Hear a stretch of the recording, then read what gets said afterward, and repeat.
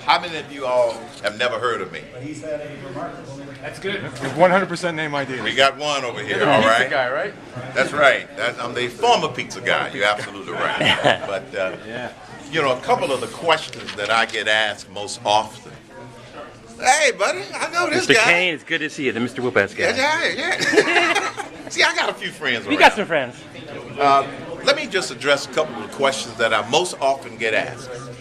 First one is, but Mr. Cain, you never held public office. I said, that's right. And I wear it with a badge of honor. And then I asked them, well, most of the people in Washington, D.C. have held public office. How's that working for you? We have a mess on our hands. Sure. Secondly, I get asked, well, how will you distinguish yourself from the other potential Republican nominees? I said, real simple. I said, I'm a businessman problem solver. And my message is about common sense solutions. Businessmen are different from politicians in that they are used to solving problems. And my approach to problem solving is very simple. Identify the right problem, Stacy. Secondly, make sure you set the right priorities. Number 3, surround yourself with the right people. Number 4, develop plans for implementation. And number 5, make sure that you communicate with the American public so they can be your allies in getting Congress to pass your agenda for the people. And so whenever anybody says, well, you're a long shot, I remind them of my career and my life. Everything that I have done has been a long shot. And if people only did those things that were short shots, this country wouldn't be the country that it is today. Amen. So with that, those are my opening words, and what I'll do is I'll take a few questions. Yes, sir. Why did you support the bailouts? What? Why did you support the bailout? Why did you call us free market purists? And why have you flip-flopped either? Now, you misunderstood, all right? Now, you gonna let me answer? I didn't say anything. All right. He asked, why did I support the bailout? I supported the concept of TARP without knowing what the details were, because there were no details of implementation. I didn't flip-flop on it. I stated publicly that I disagree with how they implemented TARP. But the actual concept, if they had implemented it differently, I didn't have a problem with it, okay? Because of the dire situation that we were in. So the concept I agree with, I did not agree with the implementation. One more question. Yes. The lessons of the Great Depression teach us that government intervention in the economy often is either prolongs a recession or depression. Right. But this intervention, as we've seen, we said we have almost 5% unemployment. We've seen that has not worked. You called it a recovery plan. You even used that rhetoric along with it as part of your defense of it. It just seems a little inconsistent when someone who claims to be a small government conservative and someone who supports you, it's supposed to be a free marketer, and someone who supports these bailouts. It seems a little inconsistent. No. I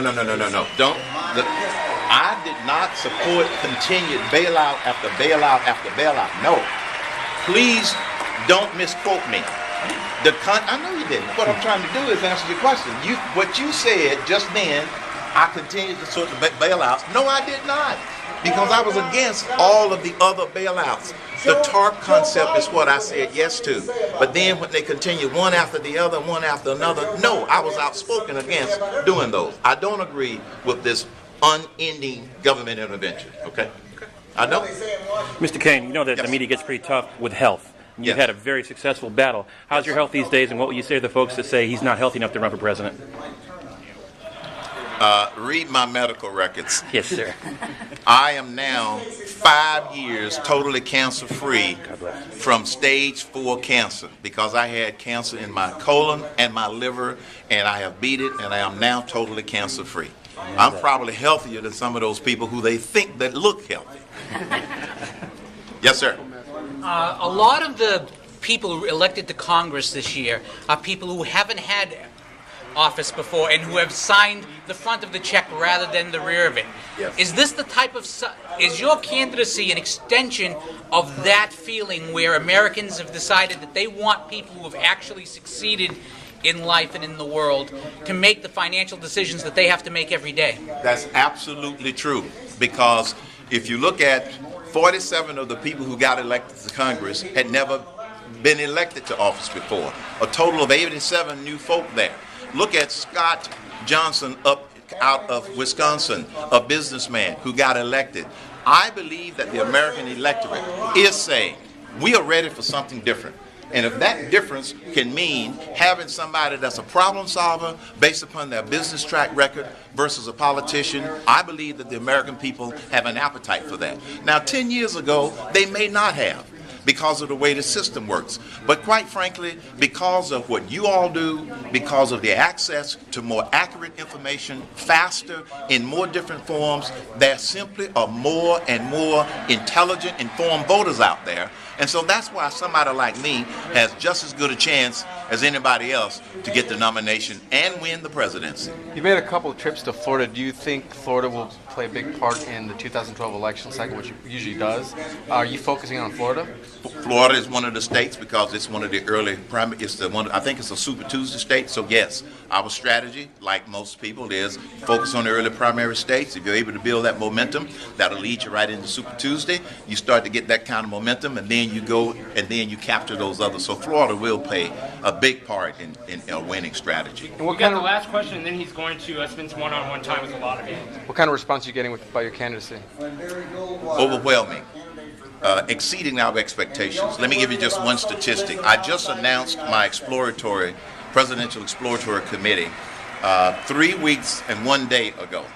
So 3 weeks ago yesterday we announced it. And the people go to hermancain.com. They can contribute, and they can also sign up as a volunteer for the Cain to be announced campaign.